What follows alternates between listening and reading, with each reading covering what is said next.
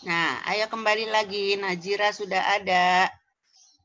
Ayo kembali lagi. Enrico sudah ada. Ayo teman-teman, kita kumpul lagi. 20 menit lagi doang kok. Siti Najwa sudah ada. Priska sudah ada. Siti Najwa sama Najira. Besok mah pakai seragam ya? Ini seragam saya, Bu. Ini seragam saya, Bu. Seragam SMP. Oh iya. Seragam SMP dulu ya kayak gitu. Oh, sorry, maaf.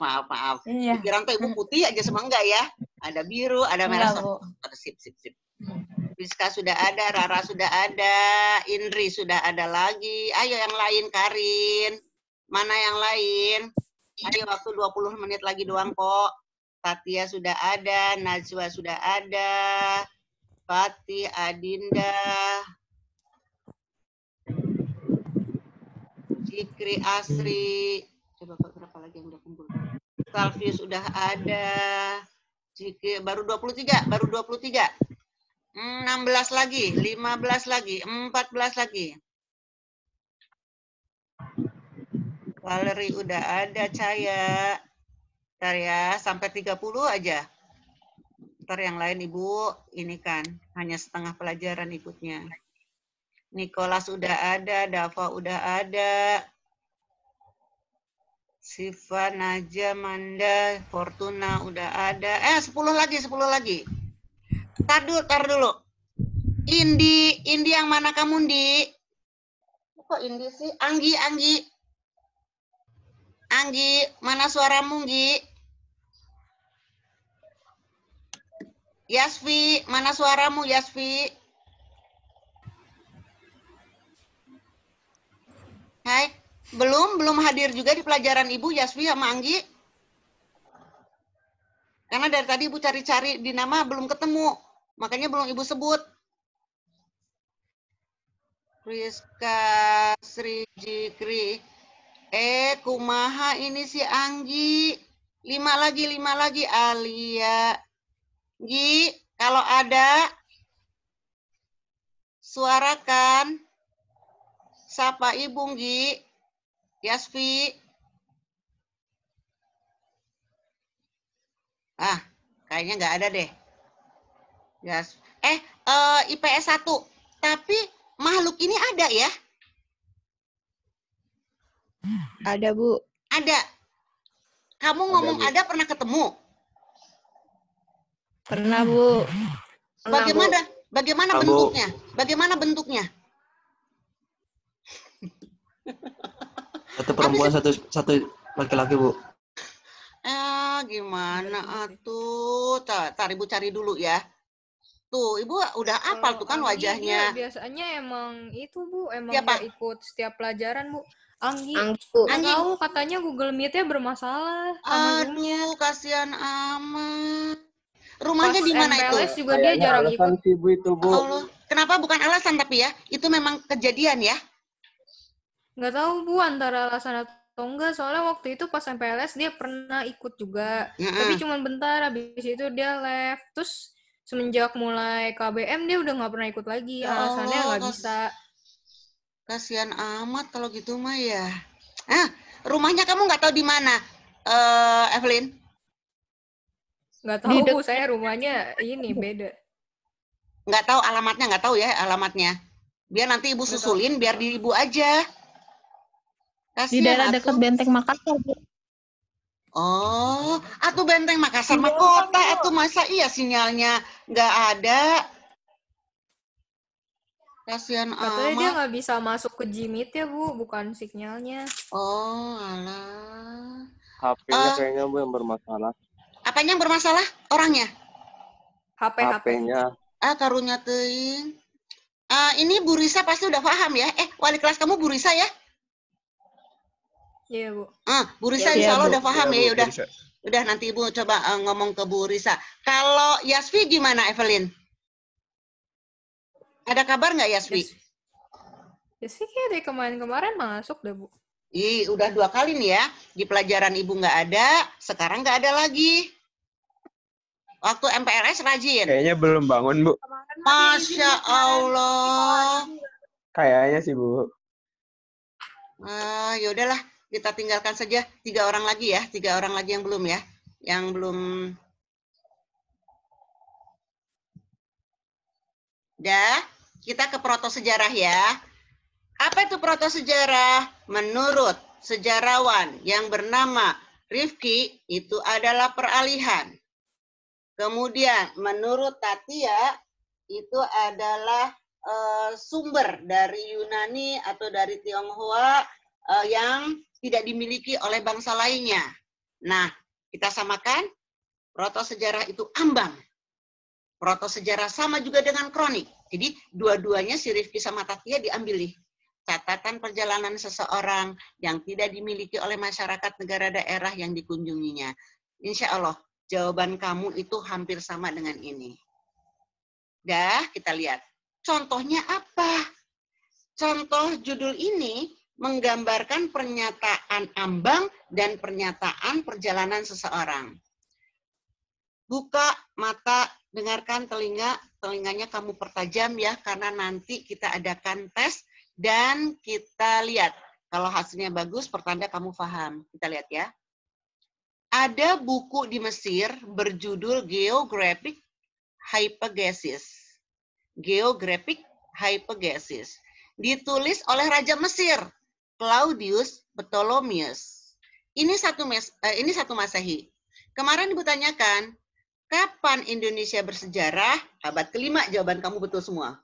Ada yang tahun 400, ada yang tahun 500, ada yang abad kelima, itu betul. Nah, kita belum bersejarah, tapi lihat, di tulisannya Ptolemaeus itu ada kata-kata Jabadiau. Ternyata Jabadiau itu adalah Jawa Dwipa, tidak lain Pulau Jawa. Gerak cepat, Evelyn.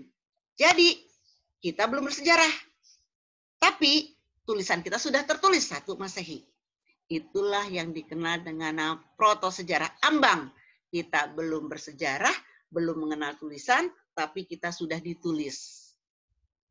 Paham ya? Paham ya? Jadi ambang ya? Atau kronik ya? Oke. Geografik, 1 Masehi kita belum bersejarah, nama Jawa sudah tertulis. Padahal orang Jawa belum mengenal tulisan. Nah, itulah yang dikenal dengan nama protosejarah. Ada contoh yang kedua.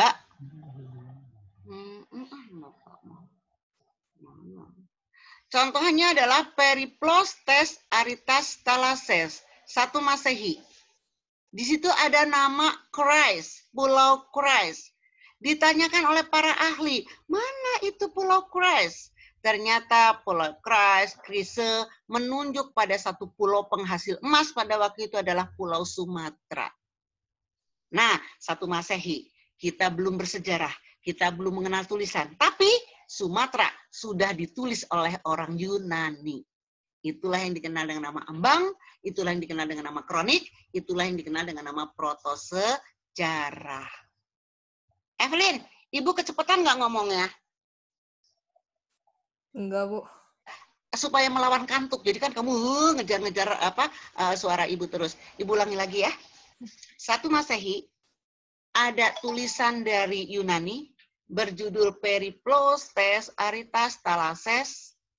Di sana ada tulisan Pulau Chryse, ternyata pulau emas. Nggak ngaku-ngaku kita itu Pulau Sumatera, karena setelah ditarik garis bujur, garis lintang, diamati, diobservasi, ternyata pulau ini ada di Indonesia, yaitu Pulau Emas.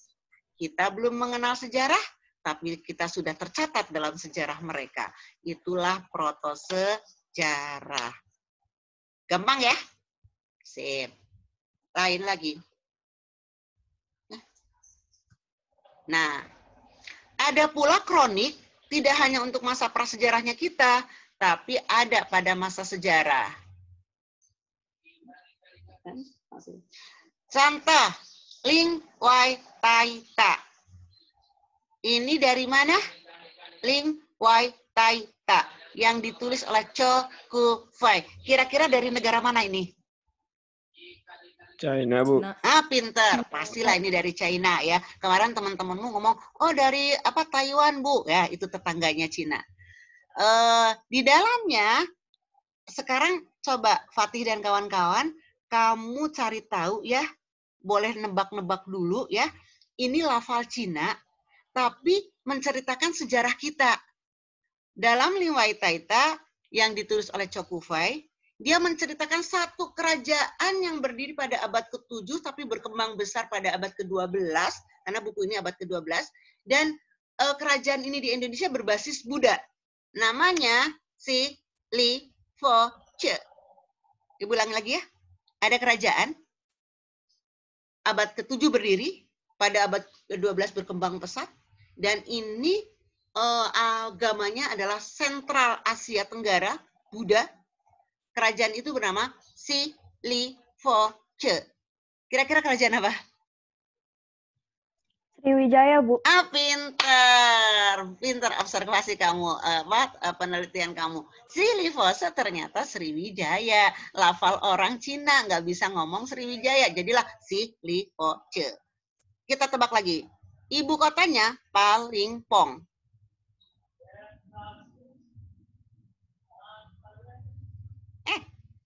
Jangan terlalu banyak mikir. Ibu kotanya Palembang, Bu. Palembang. Palembang. Fatih, tadi kamu udah bisa menjawab Palembang ya, Fatih. Nanti katanya si Palingpong ini berpindah ke Campi. Mana itu Tiffany? Campi. Jambi.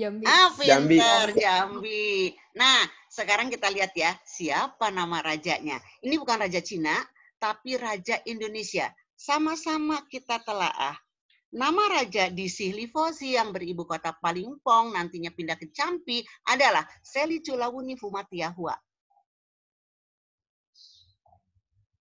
Seli Culawuni Fumatiahua. Ulang, Bu. Nih, Seli Culawuni Fumatiahua. Kira-kira siapa? Di sana ketika kita ke Sriwijaya, kamu akan nemu raja-raja yang terkenal adalah Balaputra Dewa ya. Tapi kalau umpamanya ini Balaputra Dewa, kayaknya nggak masuk deh. Dalam bahasa ini nggak mungkin Balaputra Dewa. Nah, kira-kira siapa itu? Seli Culawuni Fumatiahua. Orang Cina nggak bisa nyebut Sri. Jadilah Seli. Ya kan nggak bisa ngomong R kan? Seli. Sudamani, Culawuni. Warma, Huma. Dewa, Tiahua. Sudamani, Sri, Sudamani, Warma, Dewa. Dia akhirnya menyebutnya Seli Culawuni Fumatiahua. Rusak deh. Itu ya. IPS 1 nanti ini harus tetap ada dalam ingatan kamu ya. Karena nanti ketika kita belajar Sriwijaya, ini muncul lagi. Catatan ini muncul lagi di Sriwijaya. Jadi pahami oleh kamu, ini dasarnya kronik untuk kerajaan Sriwijaya. Jadi kamu udah paham ya itu proto sejarah ya. Kita simpulkan. Sejarah, kamu sudah paham. Prasejarah, sebelum mengenal tulisan. Proto sejarah, ambang. Di mana kita belum mengenal tulisan, tapi nama kita sudah tertulis di negeri orang. Catatan orang lain tidak dimiliki oleh kita. Bisa dijadikan referensi kita. Itulah yang dikenal dengan nama kronik atau proto sejarah. Dulu di SMP mungkin kamu hanya 2 ya, sejarah dengan prasejarah ya. Sekarang di SMA muncul ilmu pengetahuan baru, yang ketiga adalah proto sejarah. Indonesia memasuki zaman sejarah pada abad ke-5 dengan diketemukannya tulisan berupa yupa. Apa tuh yupa? Tempat menambatkan hewan ternak di pinggir Sungai Mahakam, wilayah Kerajaan Kutai, yaitu Kalimantan Timur. Kesepakati kita bersejarah abad ke-5. Ada yang nulis 400, tapi 400-nya tidak bulat 400, tapi 401, ada yang nulis 405. Nah, itu sudah mengarah kepada abad ke-5. Nah, ini kamu tulis ya.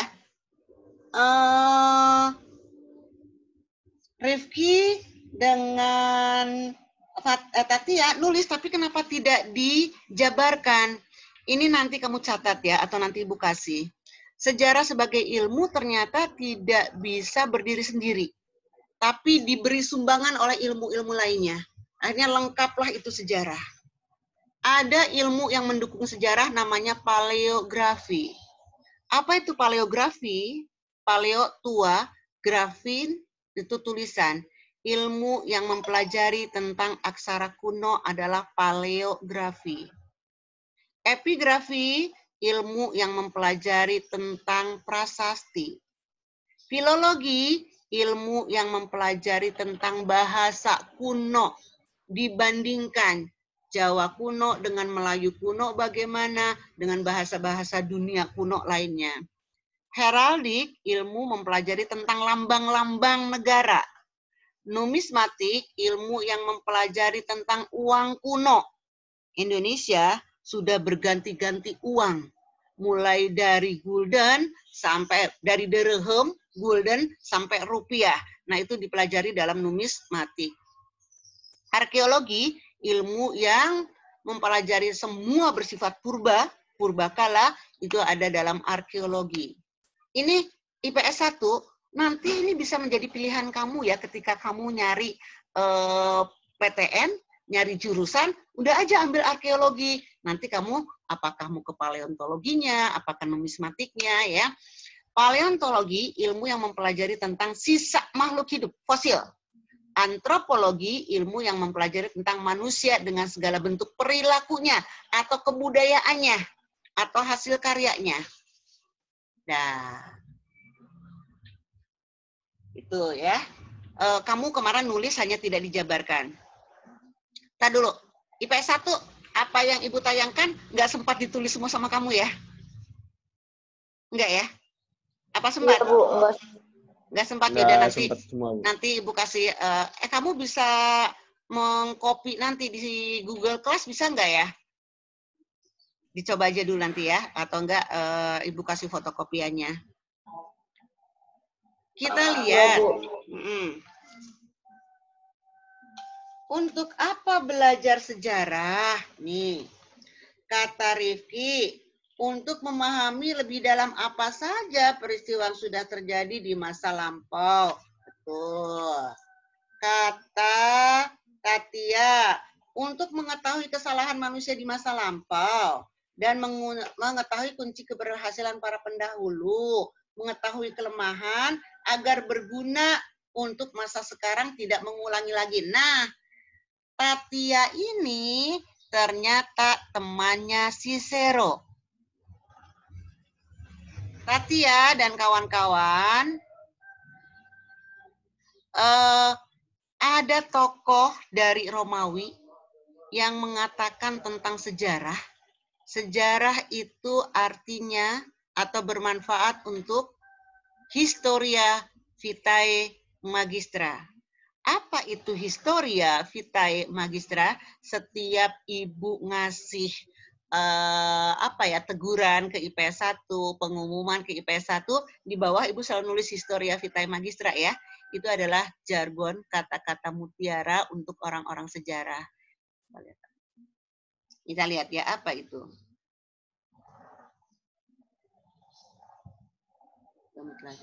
Nah, apa manfaat belajar sejarah? Kata Tatia juga dirangkum oleh Rifki dan teman-teman yang lain, itu ternyata bersumber satu dari Cicero. Siapa Cicero? Sejarawan Romawi. Dia mengatakan historia vitae magistra. Historia artinya sejarah. Vitae berasal dari kata viva. Kalau kamu lihat petinju itu ya mau masuk ring kan pasti ngacungan viva, viva, itu hidup.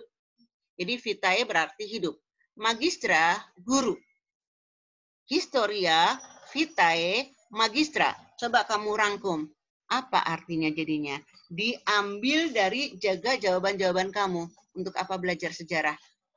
Kemudian, jadikan historia, vitae, magistra, terjemahkan dengan apa tulisan kamu. Historia sejarah, vitae hidup, magistra guru. Jadi, apa arti Sejarah adalah guru kehidupan. Pinter. Sejarah adalah guru kehidupan. Nah, ya. Nanti kamu tulis ya, Historia Vitae Magistra, sejarah adalah guru kehidupan. Kita tidak akan mengulangi kesalahan-kesalahan kemarin, kesalahan pendahulu kita, tapi kita akan perbaiki di masa hidup kita dan yang akan datang. Itulah guna sejarah.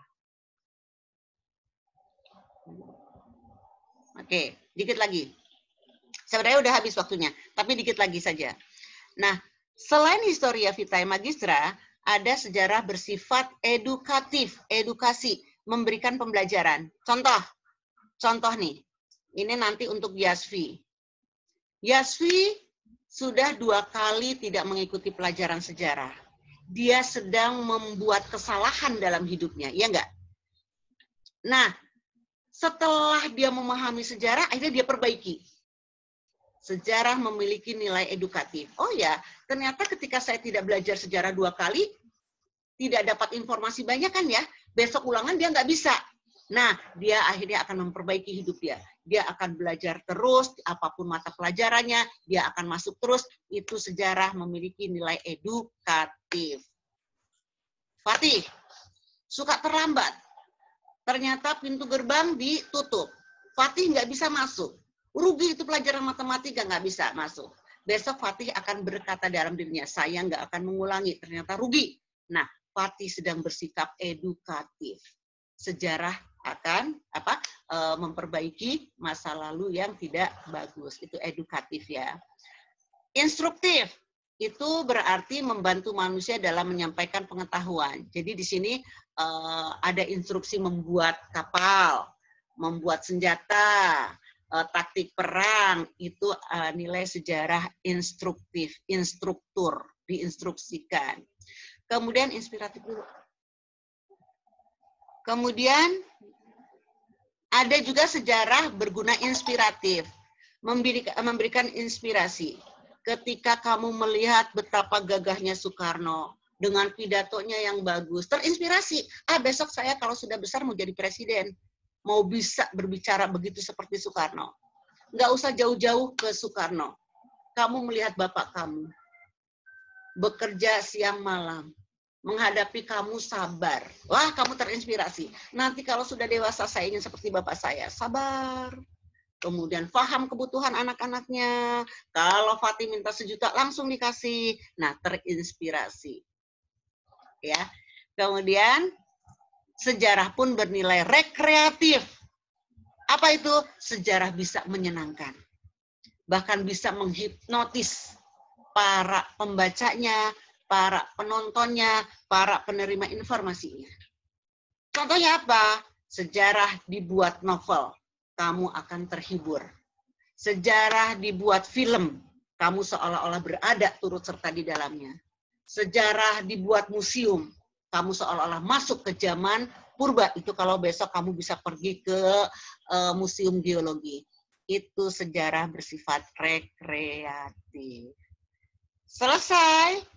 Boleh. Ini karena waktunya sudah habis, tapi Ibu kasih 2 menit lah untuk pertanyaan. Siapa yang mau bertanya nih? Ibu udah panjang lebar ngomong. Ini berwarna sekali nih IPS 1. Ada yang nyanyi, Ibu ngomong terus. Ada yang bisa menjelaskan siapa temanmu kena apa. Siapa yang mau bertanya?